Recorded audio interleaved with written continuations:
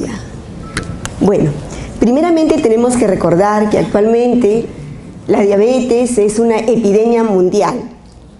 La diabetes afecta a la población en sus años productivos y es la principal causa de ceguera entre 20 a 75 años. La Organización Mundial de la Salud estima que casi el 5% de los 37 millones de ciegos del mundo son por retinopatía diabética.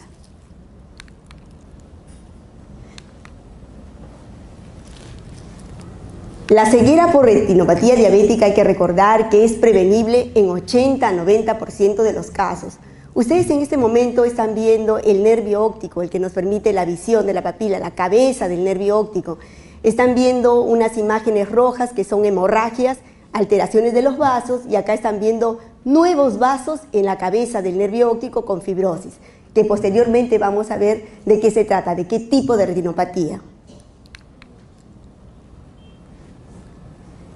Cuando decimos nosotros que es una epidemia mundial, tenemos que tener en consideración que se estima que hay 382 millones de personas con diabetes, pero se está estimando también que para el año 2035 van a haber 592 millones. E imagínense todo a nivel mundial cómo están localizados los diabéticos, ¿no? Los millones que hay. Existen otras estimaciones en el año 2015 que ya consideran que hay 415 millones de diabéticos en el mundo. Y para el 2040 están estimando que va a haber 642 millones. Entonces realmente es una epidemia. La diabetes en el Perú. De acuerdo a la Federación Internacional de Diabetes, tenemos que la población entre 20 y 79 años en el año 2013 consideran que hay 18.365.030. Para el 2016 ya hay 19 millones, es un estimado. De esta población, a los casos de diabetes serían 786.260 para el 2013 de estos 18 millones, y para el 2016 se estima que hay ya 1.235, o sea, 1.235.000. Entonces, la prevalencia nacional en el 2013 era 4,28% y ahora en el 2016, 6,5%. Y verán cómo está incrementándose. El Centro de Investigación de Diabetes, de Obesidad y Nutrición Perú, que dirige el doctor Elan Manrique, que es el actual presidente de la Sociedad Peruana de Endocrinología, ha tenido la gentileza de proporcionarnos estos manuales, que también van a ser sorteados algunos de ellos al final del curso, que son muy importantes, porque esto ha sido hecho especialmente para nuestra gente. El doctor inició en enero del 2015 un manual y ahora ya tenemos 3 manuales relacionados con diabetes. ¿Por qué es importante? Porque en un lenguaje claro y sencillo nos va a ayudar los principales elementos, nos va a dar los elementos, las habilidades, las destrezas, para tener como un instrumento para nosotros mismos poder ser promotores y educadores. Porque realmente esto no solamente compete al médico, no solamente compete a los residentes, a los estudiantes de medicina, sino compete a los mismos pacientes diabéticos, a sus familiares, a sus amigos, y todavía podríamos ir un poquito más e ir hasta los colegios, que es tan importante. Muy bien, entonces, el doctor, por ejemplo, vamos a volver un ratito al anterior, para que ustedes se fijen en esto. El doctor considera, y su grupo, su equipo de profesionales, que somos aproximadamente 2 millones de diabéticos y hay 1 millón sin diagnóstico. ¿Se dan cuenta? O sea, una estimación más y del propio Perú. Muy bien. Luego, la prevalencia global. Estamos hablando ahora de retinopatía diabética, o sea, estamos hablando de lesiones del ojo. Pero hay que tener en cuenta que las lesiones del ojo pueden ser muchas veces complicaciones a larga data. La diabetes en sí puede afectar toda la parte macrovascular, microvascular, y muchas veces antes de ser afectado el ojo, está siendo afectado el nivel cardiovascular. Pueden ser personas que tempranamente pueden morir de infarto, o personas que tienen accidentes cerebrovasculares, lo que llamamos el derrame cerebral, o pacientes también que tienen infecciones severas, mucho antes de las complicaciones que pudieran haber en el ojo, en el riñón, en el sistema nervioso y otros órganos que tienen problemas microvasculares o macrovasculares. Muy bien, entonces, relacionándonos ya con una complicación que es del ojo, podríamos decir que 93 millones tienen algún tipo de retinopatía diabética si nosotros consideramos que no hay un buen control metabólico. 17 millones podrían tener retinopatía proliferativa, 21 millones edema macular. ¿Qué cosa es edema macular? Nosotros, ustedes cuando me están mirando a mí, si su cristalino, el lentecito que tenemos dentro del ojito, o si su córnea, el lentecito que tenemos adelante, todo eso está transparente, todo está normal, ¿dónde va a caer la imagen cuando ustedes me miran? De frente, ¿pero dónde? En la retina. Muy bien, la mácula. ¿Y qué cosa es la mácula? Porque lo vamos a ver ahora. ¿Qué es la mácula? Es la parte central de la retina, la que nos permite la agudeza visual central. Entonces, esos 5 milímetros cuadrados, nosotros decimos lo más importante del organismo. ¿Por qué? Porque todo lo que aprendemos a nivel de toda nuestra vida es a través de la visión central. Esa es la mácula y ese es el peligro de que se afecte esa mácula porque vamos a perder visión. Entonces el 80-90% de las cosas que aprendemos en nuestra vida es a través de la visión de la mácula. ¿No es cierto? El resto ya por el resto de órganos de los sentidos. ¿Estamos todos bien? ¿Lo entendimos? Perfecto. Entonces ellos consideran que hay 21 millones con edema macular. ¿Qué cosa es edema? Edema significa inflamación y por lo tanto, ¿qué hay cuando hay inflamación? Acúmulo de líquido, ¿no es cierto? Y eso nos va a bajar la visión. Y 28 millones con retinopatía que amenaza la visión. O sea que si no lo tratamos, vamos a llegar hacia la ceguera. Eso, digamos, en términos sencillos. Si algo no lo entiende, me interrumpen, ¿no? Por favor. Muy bien. Entonces, la frecuencia de complicaciones en 1.148 pacientes con diabetes mellitus tipo 2 de Argentina, Colombia y Perú, encontraron en este estudio, ¿no?, de comendador y colaboradores, miren, hay enfermedad coronaria, hay neuropatía, oftalmopatía, la nefropatía, enfermedad vascular periférica, accidentes cerebrovasculares, la ceguera, la diálisis, cuando hay un compromiso renal severo, van a llegar a insuficiencia renal y van a ser sometidos a diálisis. Y también tenemos que ustedes recordarán que por la diabetes, al alterarse la parte microvascular y macrovascular, ¿qué va a ocurrir?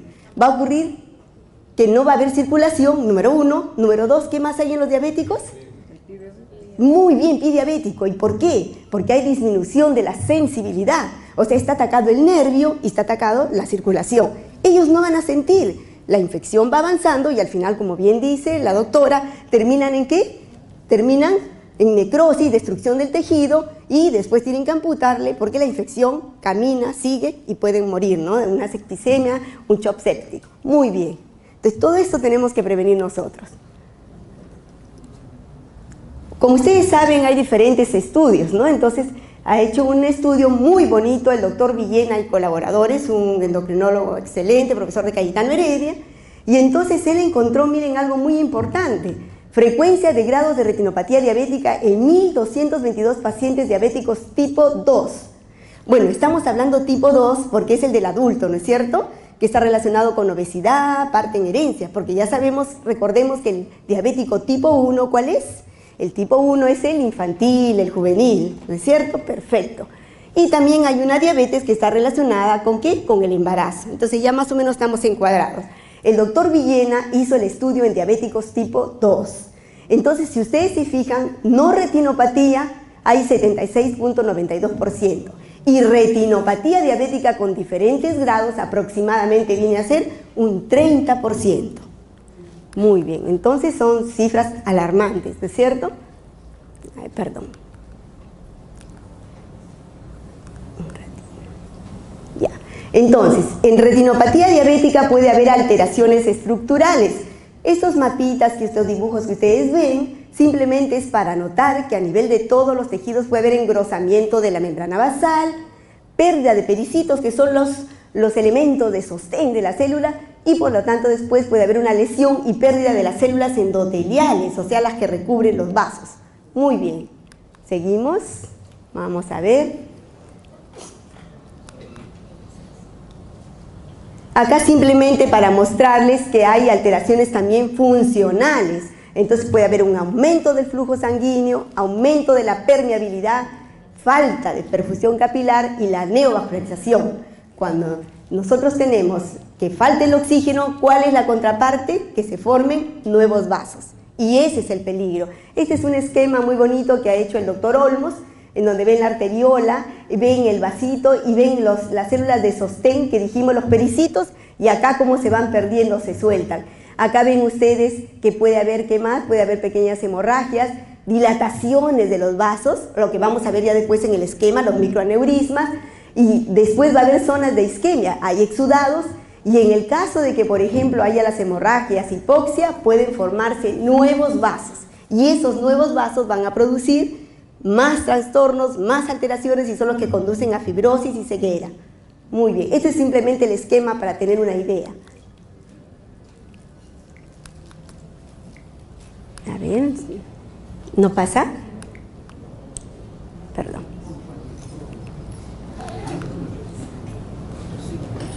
De repente manualmente.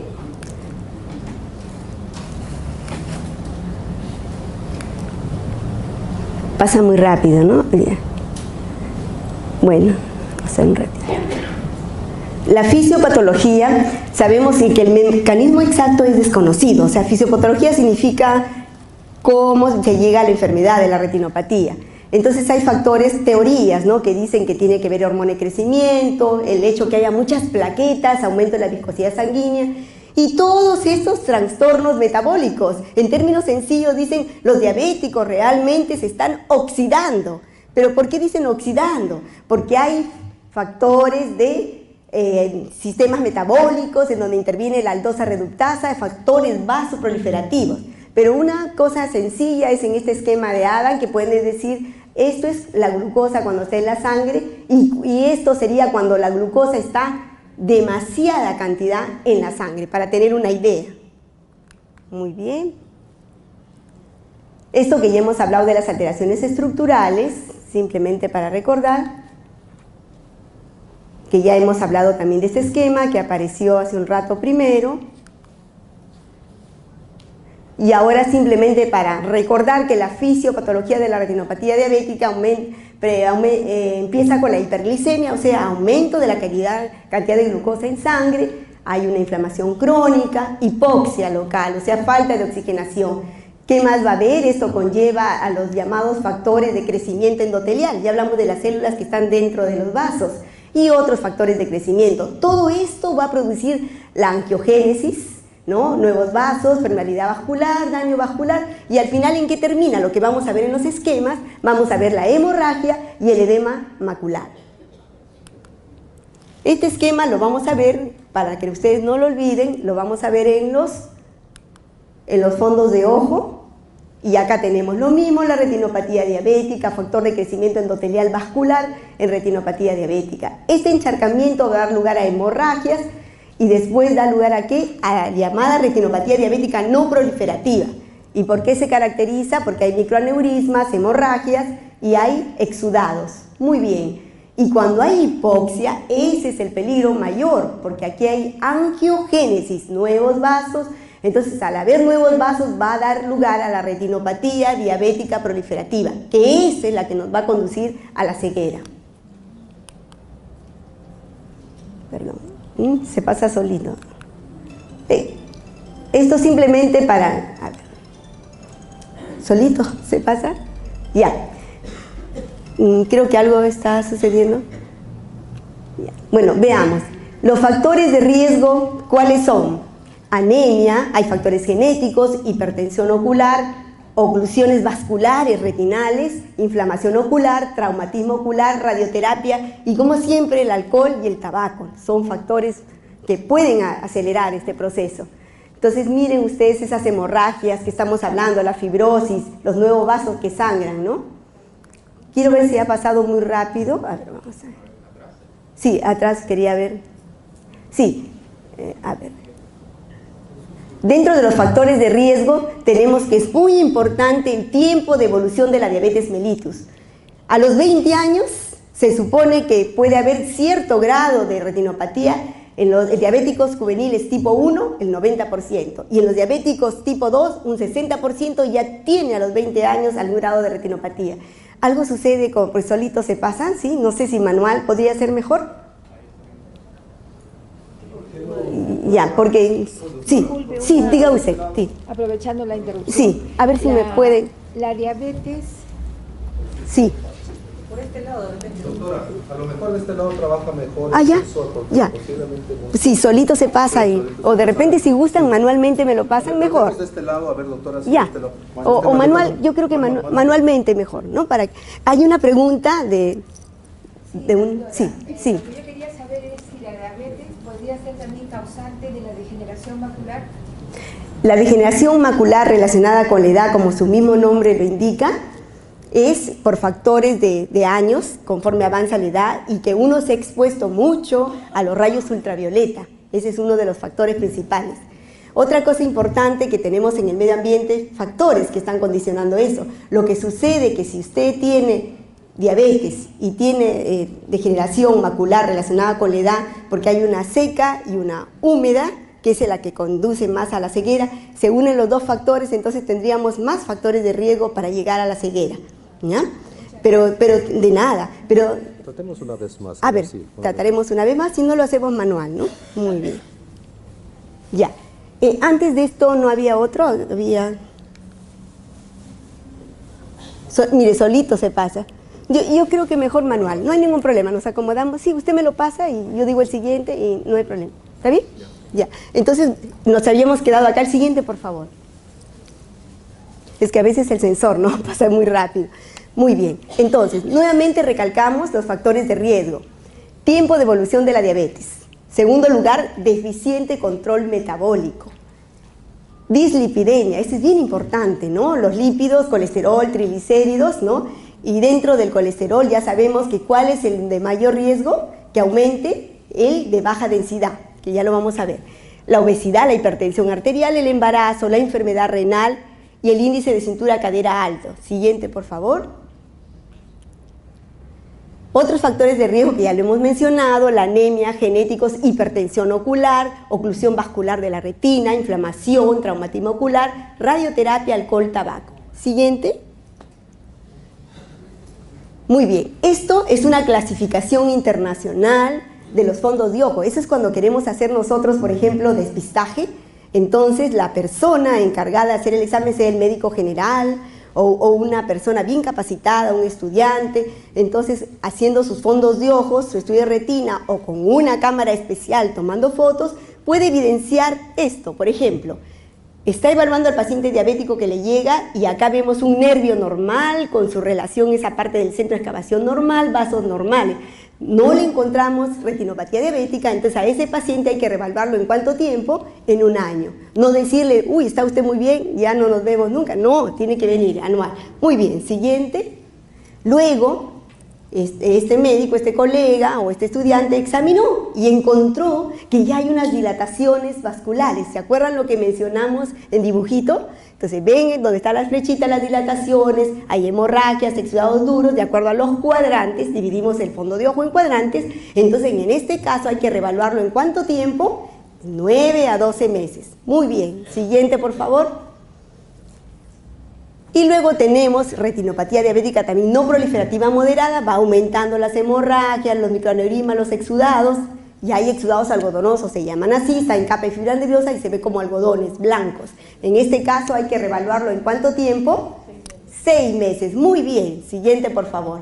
Si ustedes, por ejemplo, no se acuerdan cómo se llamaba, o el colega o el estudiante, cómo se llamaba esa retinopatía, van donde el esquemita, porque es internacional, y se dan cuenta. Y si hay un factor de riesgo, inmediatamente ya lo derivan al oftalmólogo.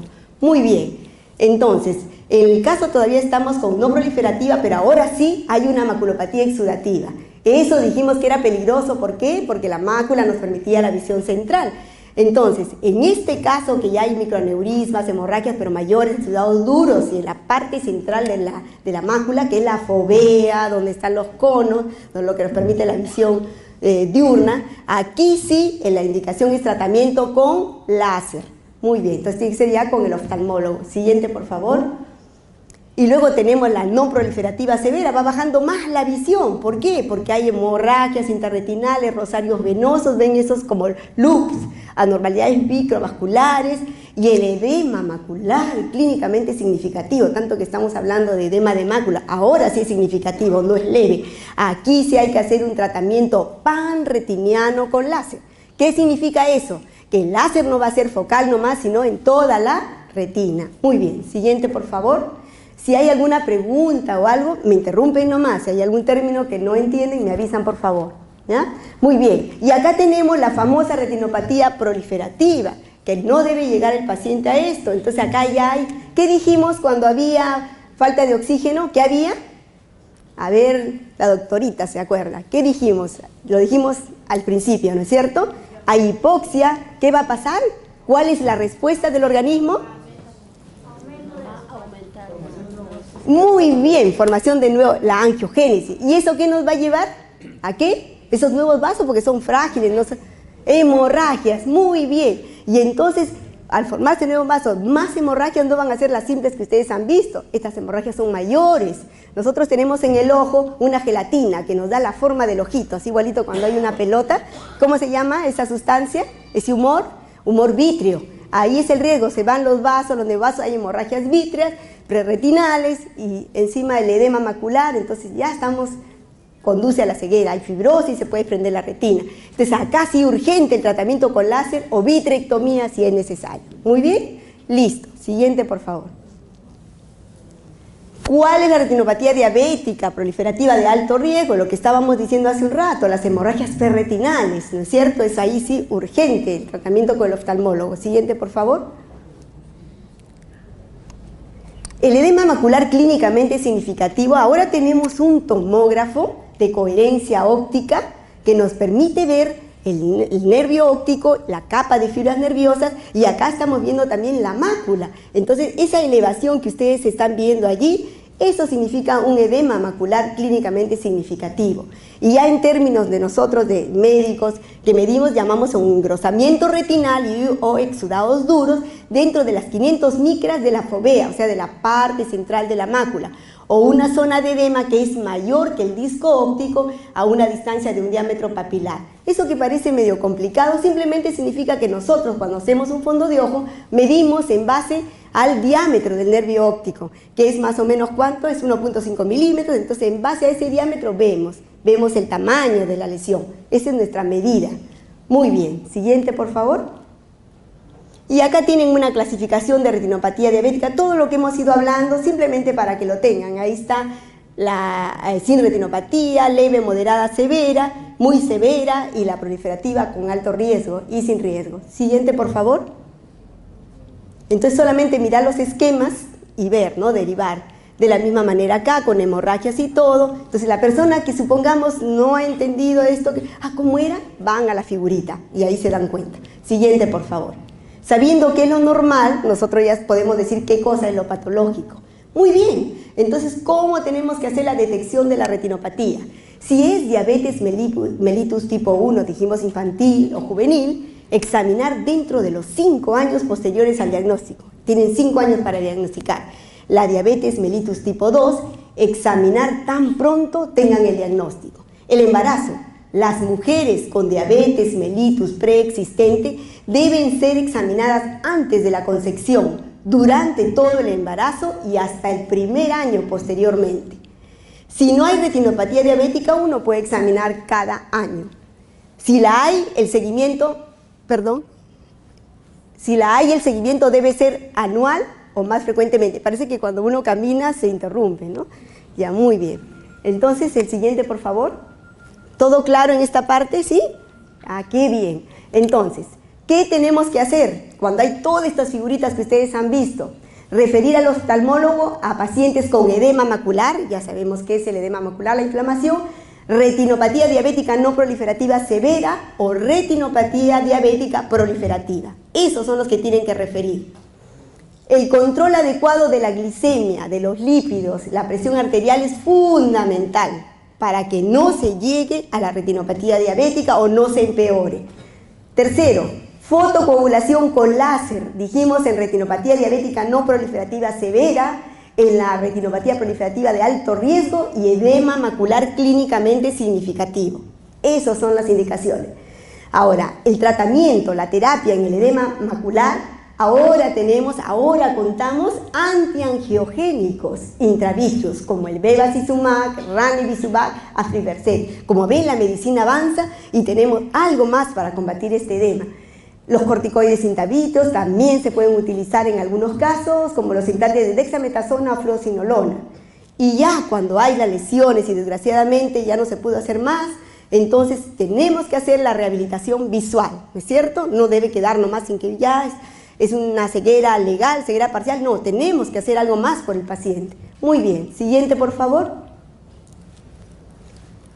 Y bueno, nosotros debemos contar con programas adecuados de detección de retinopatía diabética. Actualmente estamos trabajando con el Ministerio de Salud, tratando de elaborar unas guías clínicas de diabetes, de hipertensión, de lo que es obesidad.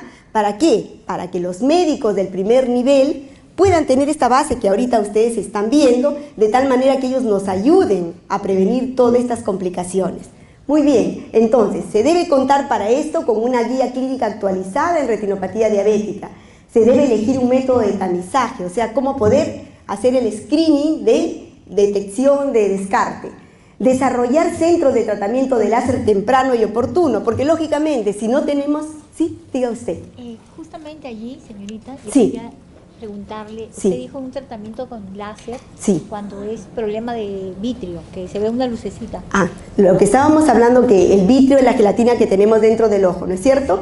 Cuando ya tenemos una hemorragia vítrea, quiere decir que ya ha habido una neovascularización en la retina por hipoxia, por lo tanto esos vasos han avanzado y ya llegaron hasta el vitrio. Entonces en ese caso hay que hacer una cirugía que se llama vitrectomía, o sea, sacar esa hemorragia.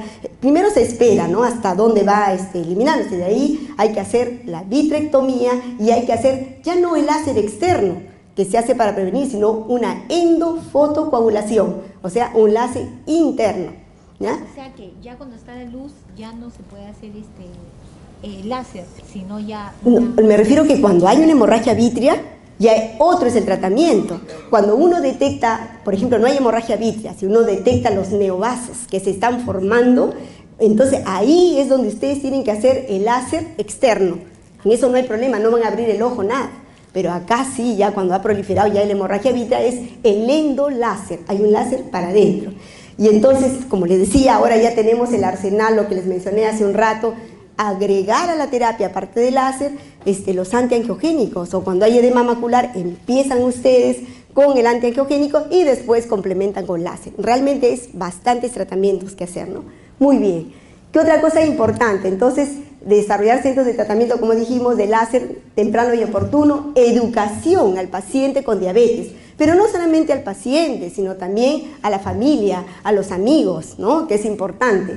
Considerar también la sustentabilidad a largo plazo, involucrando siempre a los ministerios de salud. Es mejor así, ¿no es cierto?, que sean todas las organizaciones. Siguiente, por favor. Y bueno, acá les presento al doctor Elar Manrique, que les mencioné, que es el presidente de la Sociedad Peruana de Endocrinología. Estoy viendo acá justo a la familia, muchas gracias por haber venido. Los primos, qué lindo, me da mucho gusto. Un ingeniero pero famoso y una enfermera una boa. No, me da muchísimo gusto porque no nos vemos hace como 2 años. Y qué lindo verlos acá. Gracias, el mensaje llegó, gracias. Bueno, el anterior. Estos libritos son el anterior, por favor. Estos libritos son los que ha hecho el doctor, miren cómo es, ¿no? En enero de 2015 él me regaló uno de los manuales, yo compré más y comencé a regalar a las amistades y a los pacientes. Entonces, después el doctor dijo, vamos a hacer más libros y lo ha cumplido. Ahora en el 2016, miren qué bonito, diabetes tipo 1, cómo utilizar la insulina, qué es la insulina, los mitos, realidades, pero en un lenguaje súper sencillo. Muy bonito con su equipo. Siguiente, por favor. Y ahora van a ver el lenguaje que yo les he dicho y el lenguaje que él hace. Miren qué belleza. Lo que yo les he hablado en términos medio difíciles, miren qué bonito. Acá está poniendo, ¿no? ¿Qué cosa sucede cuando no asistes a controles médicos y mi diabetes no está controlada? Entonces está viendo pérdida de la memoria, infarto, retinopatía. Y otra cosa importante, que no solamente agrega retinopatía, sino otras cosas más que pueden asociarse a diabetes, catarata, opacidad del cristalino y puede haber glaucoma. ¿Qué cosa es glaucoma? Glaucoma es la neuropatía óptica, o sea, alteración del nervio. ¿Qué más? Que daña el campo visual, las fibras nerviosas, donde uno de los factores condicionantes podría ser, ¿qué cosa? La hipertensión ocular, ¿no es cierto? ¿Qué más? La diabetes, el hecho de ser, por ejemplo, de origen asiático o a veces también latinoamericano. Como verán, ya no es cuando yo era residente. Cuando yo era residente, el diagnóstico de glaucoma era aumento de la presión intraocular con daño del nervio óptico, daño del campo visual. Como ahora ya avanzó la ciencia, ya sabemos que es una neuropatía óptica, porque existen pacientes que aún teniendo presión intraocular normal, esos pacientitos pueden tener también glaucoma. Entonces, ¿qué hacemos? ¿Cómo lo descubrimos? Con la prevención. Y ya saber cuándo hacer los controles, ¿no es cierto? 38 años, 40 años, así no tenga diabetes, un examen completo de todo, dentro de ellos el ojo. Muy bien. Bueno, y acá están viendo que puede haber de todo, estómago perezoso, intestino perezoso, dolor tipo ardor, punzada, hincada, adormecimientos y calambres, y sensibilidad dolorosa y térmica alterada, lo que decíamos pues que se alteró y hay una infección y eso avanza. Puede haber retención urinaria, puede haber un problema de riñón, lo que dijimos que después termina en diálisis. Miren qué bonito, bien clarito, que cualquiera lo puede entender, ¿no es cierto? Siguiente, por favor. Realmente el doctor él ha hecho algo muy bonito con su equipo. Bueno, esto para recordarles, la opacidad del cristalino, esto ya es de nosotros, de nuestra casuística, la catarata. Y después cuando ven las hemorragias, los loop, lo que dijimos, el rosario venoso, que cualquiera lo ve, muy bien, ese paciente que ven ahí es una jovencita de 20 años, catarata, diabetes juvenil, operada de catarata, está con lente intraocular, pero siguen los neovasos. Dijimos que eso es la retinopatía diabética proliferativa. Y miren cómo puede terminar, con un compromiso ya de todo, porque acá hay neovasos hasta en la cámara anterior, hasta allí puede llegar. Siguiente, por favor. Y acá, más del doctor, del manual, que está bellísimo, que se va a sortear. Entonces, ¿cómo yo reconozco que soy el tipo 1 cuando estoy controlado o no? ¿Cómo es podemos controlar nuestra diabetes tipo 2? Y les pones bien bonito. En primer lugar, si pueden ingresar a esa página web, aprendiendo a comer. Más que decir comer, nutrir, ¿no? Hay que aprender a nutrirnos y diferenciar los alimentos peligrosos para la salud, asistiendo a la consulta médica y nutricional, cumpliendo con la toma de los medicamentos para la diabetes que mi médico me indica, bueno, y lo más importante, el control de la dieta, ¿no? Igualito hay del tipo 1, que ustedes ya lo van a ver. Siguiente, por favor, en el sorteo. Y acá, por ejemplo, ¿cuál es el plato que debemos comer en general todos, no solamente los diabéticos, ¿no? Entonces, la mitad que debe ser verduras, un cuarto carbohidratos, un cuarto proteína. Y cuando queremos medir qué cantidad, acá también el manual trae, ¿no? Que vamos a tener una taza para medir cuántos cereales vamos a comer, la palma para ver qué cantidad de carne, el dedo pulgar, el grosor para ver qué cantidad de queso, y tenemos el puño para saber qué cantidad debe comer el diabético de fruta. Entonces, bien sencillo, ¿no? Siguiente, por favor. Acá tenemos también cuáles son los chequeos médicos que debe realizar un paciente con diabetes tipo 2. Entonces acá les va a decir bonito todo lo que hemos estado hablando, ¿no? Una vez al año para evaluar a la retina, dijimos cuando no hay alteración, porque si no hay que hacerlo más frecuentemente. Después una vez al año para evaluar mi riñón, una vez al año, ¿no? Para evaluar el corazón, una vez al año deben evaluar los pies para evitar que las heridas. 2 veces al año debo medir mis niveles de colesterol. Y también la glucosa es importante, porque aquí están diciendo 3 veces por semana y si es necesario más frecuentemente se hace, con los glucómetros, ¿no? Que ustedes han escuchado, que son tan prácticos. Ahora, ¿cuáles son los objetivos para controlar adecuadamente mi diabetes si es tipo 2? Sería que mi glucosa en ayunas sea menor a ¿cuánto? A 130 miligramos por decilitro. Muy bien, pero también es importante la glucosa 2 horas después de comer. Entonces tiene que estar menor a 180 miligramos por decilitro. El examen más importante, ¿qué sería? Porque muchas veces mi glicemia está normal, es la hemoglobina glicosilada. La hemoglobina glicosilada debe ser menor o igual a 7%. Y se realiza esto cada 3 meses. ¿Cómo tiene que estar mi presión arterial? Ahora ya varió, ya no es como antes, 14, puedes tener 140 la mayor. No, debe ser menor o igual a 130/80 milímetros de mercurio. El colesterol, dijimos el de baja densidad, el LDL, tiene que estar menor a 100 miligramos por decilitro. Y los triglicéridos menor a 150 miligramos por decilitro. Todo esto el diabético, sus familiares, sus amigos tienen que tener en cuenta estos valores. Siguiente, por favor. Y acá simplemente para decirles que el corolario de esto es muchísimas gracias a todos, al doctor Ebenezer, al doctor Israel, al doctor Enoch, a todos por tener esta linda idea de hacer este tipo de simposio que nos van a fortalecer, a todos nos van a unir, y unidos va a ser la única forma en que podamos vencer no solamente esta epidemia de la diabetes, sino cualquier otra epidemia de las enfermedades que pudiera haber, y juntos lograremos una población saludable, sana, y seguiremos sembrando una cultura de fe, confianza y esperanza, que solamente lo lograremos con integración, solidaridad, entrega desinteresada a los demás.